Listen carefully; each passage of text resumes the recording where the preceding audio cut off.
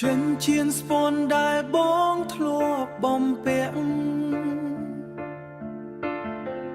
អូនដងលើបាតដៃបងវិញពាក្យសន្យាដែលយើងធ្លាប់សងរលាយបាត់អស់គ្មានសល់អ្វីឡើយបងដឹងថាបងគ្មានវាសនាក្បែររូបអូនដល់ថ្ងៃរៀបការអូនផ្ដាច់ពាក្យព្រោះបងក្រមែនទេមានមេឆ្លើយមកឲ្យបងអស់ចិត្តស្នេហាស្មោះមិនអាចទិញបាយមិនអាចឲ្យអូនរស់នៅសុខស្រួល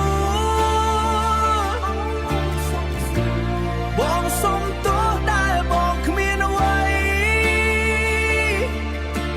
ក្រៅពីចិត្តដែលស្រឡាញ់អូនផ្ទះស្លឹកចាំងដែលធ្លាប់ផ្ដល់កក់ក្ដៅ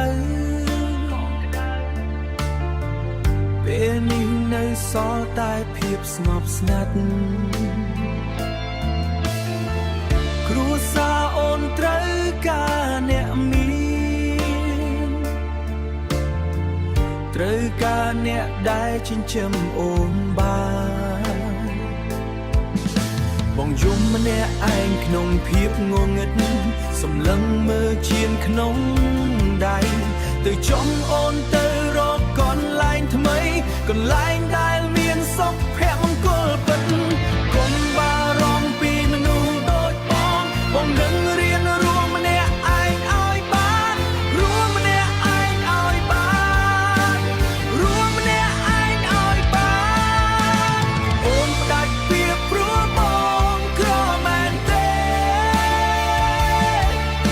មានមេឆ្លើយមកឲ្យបងអស់ចិត្តស្នេហាស្មោះមិនអាចទិញបាយមិនអាចឲ្យអូនរស់នៅសុខស្រួលបងសុំទោសដែលបងគ្មានអ្វីក្រៅ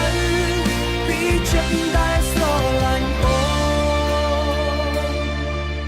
លីហើយម្ចាស់ចិត្តបងលីហើយ